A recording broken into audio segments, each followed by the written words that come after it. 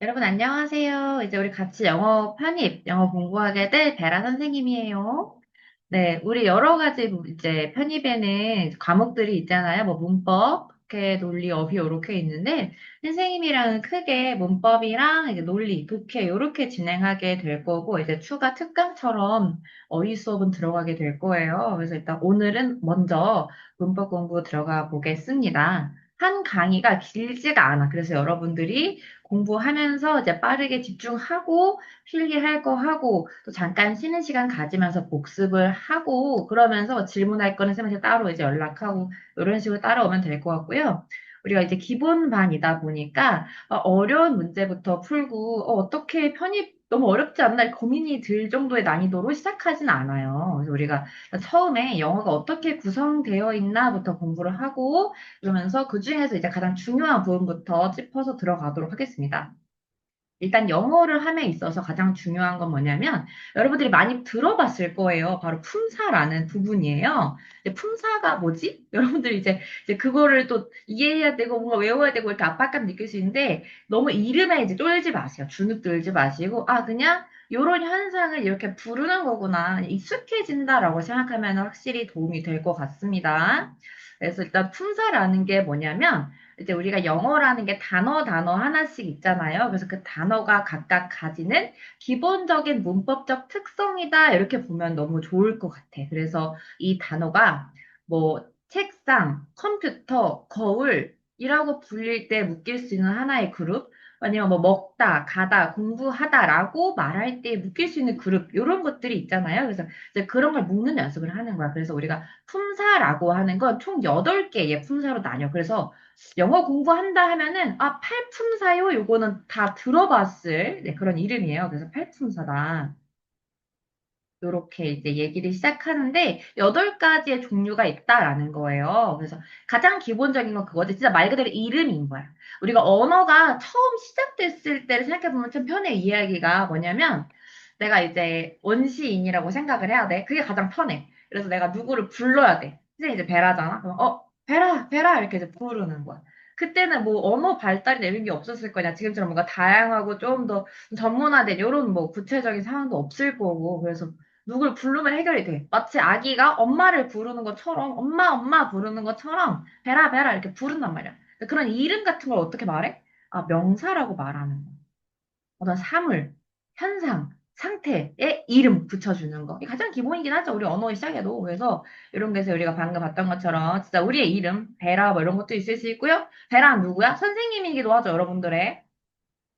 그리고 사람이기도 전 사람입니다, 여러분. 사람이기도 하고, 여러 가지 있을 수가 있잖아요. 뭐, 또, 진짜 교육, 이런 것도 있을 수, 우리가 아는 뭐 편입, 학습, 공부, 다 이런 것들이 명사다. 근데 명사라는 게 그럼 뭐야? 구체적인 하나의 뭐 현상이나 어떤 객체가 존재해? 꼭 그렇지 않아도 돼. 그냥 그걸 지칭할 수 있는 이름이면 다 명사라고 부르는 거예요. 근데 그 명사를 계속 불러봐. 베라야, 너 어제 뭐 했어? 베라는 뭐 좋아? 베라는 너무 길고 복잡하고 어떤 이런 연결성이 떨어진다고 느낄 수 있는 거예요. 좀 더 우리는 항상 언어는 뭐야? 경제성이야. 그래서 간단하고 어차피 이게 전달만 되면 크게 문제가 없단 말이야. 그래서 명사를 대신 불러준다라고 해서 말하는 게 나오는 게 대명사구나. 이렇게 들어가게 돼요. 대명사. 그죠? 그 만약에 베라라는 사람이 있어요. 베라라는 이제 사람이 있을 때 이 사람은 일단 한 명이죠. 한 명이고 여자 사람이죠. 여자 사람. 그죠? 그래서 she라고 부를 수도 있고요.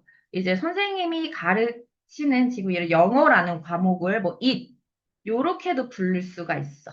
그지? 혹은 뭐 요렇게 말고도 이것 저것 할 때 뭐 this나 that.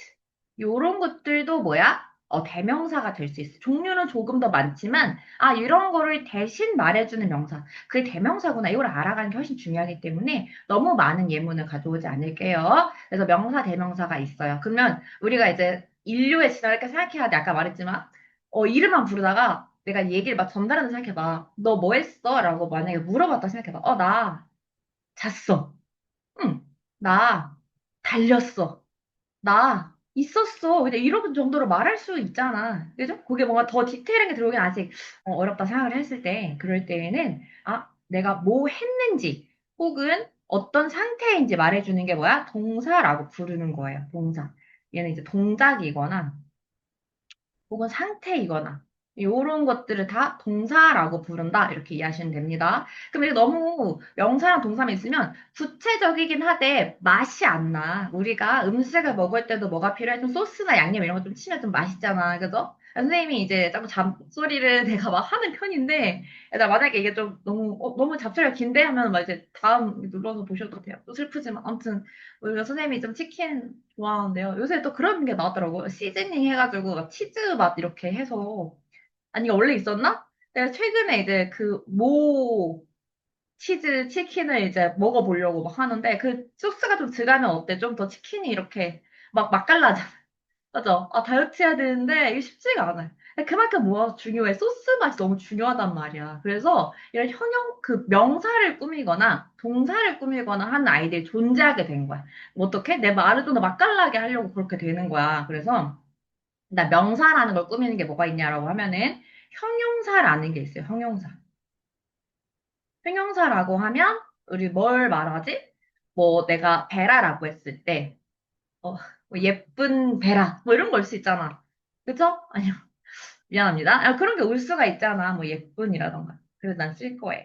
예쁜 베라. 아니면은 뭐 요새 뭐 날씨가 조금 덥죠, 여러분들. 그래서 뭐 더운 날씨라고 했을 때 날씨라는 명사를 꾸미는 더운 요런 게 이제 형용사가 될 수가 있는 거야. 조금 감이 오니? 아, 좋아요. 뭐 그러면 대명사도 꾸밀 수 있어요. 꾸밀 수 있는데 얘는 이제 조금 더 문장을 배워 나가면서 다른 방식으로 꾸며주는 걸 여러분한테 알려드릴 거고, 그리고 이렇게 명사만 꾸미는 게 아니라 조금 더 이제 다양한 아이들을 꾸며주는 품사가 존재해. 그게 바로 부사라는 거예요. 부사. 더운 날씨는 더운 날씨인데 너무 더운 거야. 그럼 어떻게? 너무 더운 날씨 이렇게 말하면 되잖아. 그치? 그거 얘기하는 거야. 그럼 그 너무라는 게 뭐냐라는 거지. 걔는 바로 부사라는 거야. 그럼 너무가 사실 잘 생각해봐요. 여러분 헷갈릴 수도 있지만 너무라는 단어가 날씨를 꾸며주나요? 아니, 사실 그건 아니지. 너무 더운. 이게 좀 더 부드럽고 매끄럽지, 그치? 그래서, 아, 이 부사라는 거는 명사를 직접 꾸미진 않아요. 그 대신에 뭘 꾸미는 거야? 아, 형용사 같은 애들을 꾸밀 수 있는 거야. 조금 더 넓게 얘기할까? 그러면, 아, 명사를 빼고 나머지를 다 꾸밀 수 있는 거야. 왜 명사는 안 꾸며? 명사는 형용사가 꾸미고 있잖아. 오히려 여러분 더 헷갈릴걸? 만약에 부사가 명사까지 꾸민다? 여러분 진짜 헷갈릴걸? 그래서 그렇게 가진 않고, 여기 가로치고 한번 써줄게요. 뭘 꾸미냐면, 네, 지금 나온 것처럼 뭐 형용사를 꾸미거나 아니면은 뭐 동사를 꾸밀 수도 있겠죠. 매우 뭐 빠르다? 아, 물론 요건 형용사긴 한데 한국어랑 영어랑 조금 다르다. 그죠? 요거는 동사를 꾸밀 수 있어요. 점진적으로 증가한다. 뭐 이런 식으로 해서 동사를 꾸며줄 수도 있는 거고 아니면 똑같이 부사끼리도 꾸밀 수가 있어요. 이해되세요? 아주 열심히. 뭐 이렇게 했을 땐 부사가 부사를 꾸미는 거란 말이야. 그럼 하나 조금 느낌이 오는 게 그냥 이렇게 너무란 단어 정해져 있는 것도 있지만 뭐뭐히, 뭐뭐하게 요런 해석이 들어갈 수가 있는 게 또 부사기도 하네. 그지? 이렇게 부사를 꾸밀 수도 있고 아니면은 좀 더 넓게 생각해. 좀 더 거시적으로 봐봐. 그러면 문장 전체를 꾸밀 수도 있어요. 예를 들면 뭐가 나오냐면은 다행히도 주어가 뭐 했다. 불행하게도 이런 일이 발생했다. 이런 것처럼 문장을 다 꾸밀 수 있어. 다시 말하면 너무 많아 꾸밀 수 있는 게 그러니까 명사를 제외하고는 다 꾸미는구나. 이렇게 이제 들어가시면 됩니다. 이제 또 5개 했다, 그치? 그럼 이제 몇 개 남았어? 3개 남았네? 3개밖에 안 남았어요, 여러분. 거의 다 왔어요. 우리 진짜 지금 짧은 시간 안에 영어의 기초 다지고 있는 거야. 그거 너무 잘하고 있어요. 뭐가 있냐? 바로 이 3개. 세 글자로 이루어진 거예요. 세 글자. 뭐야? 전치사, 접속사, 접속사. 이름은 많이 들어봤을 수도 있다. 닮았잖아, 다. 전치사 접속사, 그죠? 뭔가 지읒으로 시작하는 새 단어, 그죠? 세 글자, 그치? 그러면 얘네들이 하는 일은 뭐냐면, 지금 위에 나온 것처럼 뭐 명사, 대명사, 동사, 형용사, 부사, 이런 아이들이 이렇게 있지, 그죠? 여러분들 지금 보이는데, 얘네들을 연결해 주는 역할을 해줘. 더 풍부하게 만들어 주는 거야.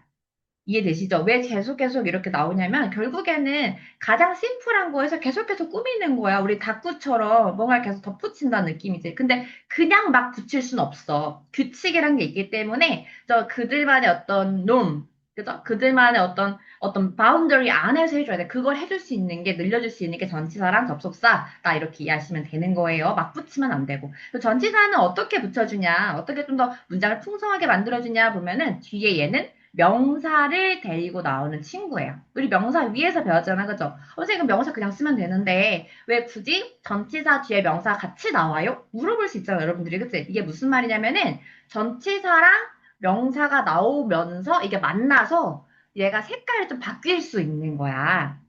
그냥 명사가 문장에 쓸 때 하는 역할이랑 전치사랑 만났을 때랑 살짝 달라요. 아시겠죠? 그러면서 색깔을 바꿔주면서 이렇게 자꾸 덧붙여 나가는 거지. 우리가 마치 옷을 레이어링해서 입는 것처럼 비슷한 느낌인 거예요. 막 입을 순 없는 뭔가 덧붙여서 살짝 바꿔주면서 입어주는 그런 느낌이 어렵지 않죠, 여러분? 좋아요.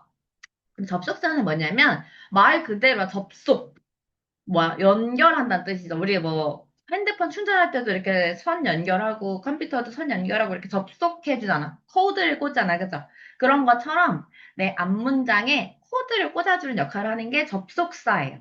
아셨죠? 그러니까 전치사는 살짝 레이어링 해주는 느낌이라면 접속사는 조금 더 구체적으로 긴 문장까지도 덧붙일 수 있다. 좀 더 디테일한 내용까지도 연결해 줄 수 있다. 이렇게 보셔야 돼요. 접속사는. 그래서 크게 선생님이랑 공부할 때는 이제 효율적으로 할 거라서 네, 크게 어떤 접속사가 있어요라고 한다면 이제 뒤에 등위 접속사라는 게 있고요. 절 접속사다라고 부를 수 있는 게 있어요.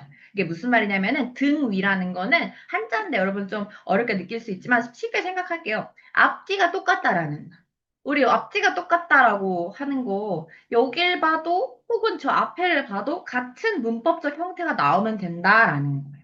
그래서 알고 있어 여러분 이미 뭐 and 그리고 but 뭐 그러나 이런 친구들 있잖아. 얘 나오면은 앞뒤가 똑같구나 이렇게 보시면 되는 거고요. 만약 절을 쓸 거다라고 한다면 얘는 이제 여러분들이 이 품사를 하고 어차피 공부할 내용이라서 바로 이어서 설명해 줄게 지금. 이게 무슨 말이냐면 절이라는 거는 이제 문장의 주체 내가 말하고자 하는 그 문장에 있어서 누가 그거 했다고 하는 게 그 누가가 해당하는 게 주체인 거고요.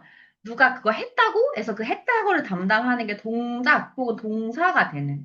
요렇게 주체랑 동작이 다 나올 수 있게 만드는 접속사가 있는 거예요.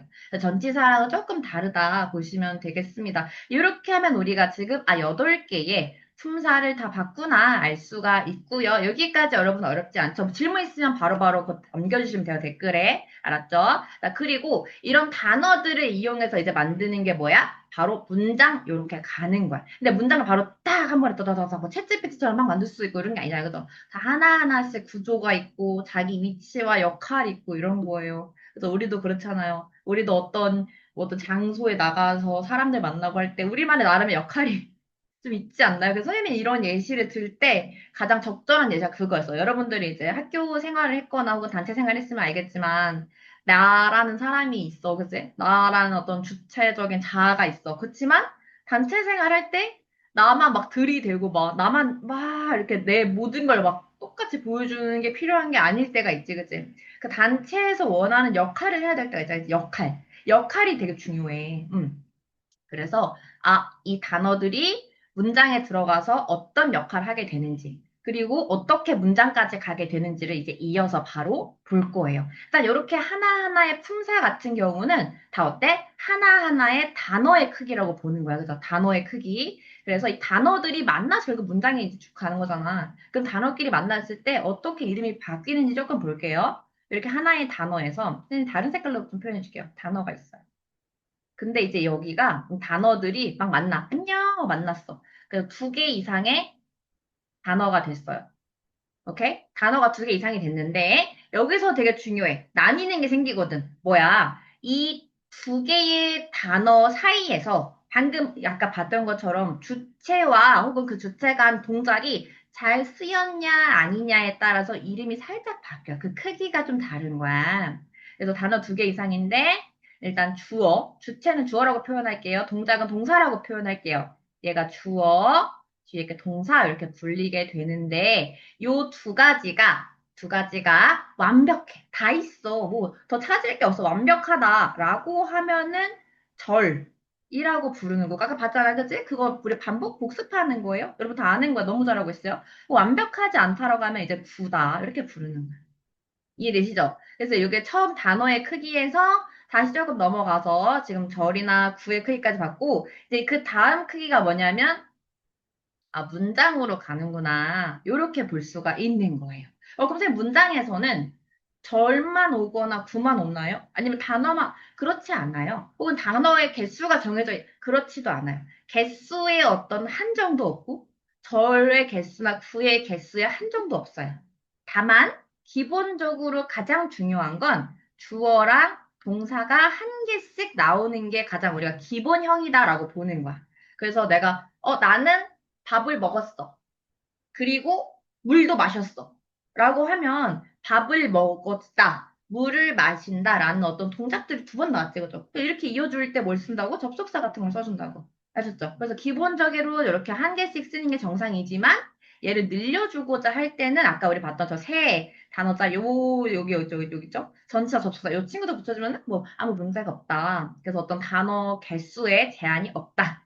뭐 절의 개수, 구의 개수에 제한이 없다. 이렇게 보시면 되겠습니다. 자, 여기까지 하면 이제 우리 품사와 어떤 구와 절의 크기, 그리고 문장의 크기까지 봤고요. 우리 이어지는 강의에서는 이렇게 만들어지는 문장이, 정말 하나의 형태만 있을까? 아니면 좀 다양한 형태로 우리가 다시 분류해 볼 수 있을까라고 했을 때 그 부분을 공부할 거예요, 여러분. 아셨죠? 이 부분 충분히 필기하고 다음 강의로 넘어가도록 하겠습니다.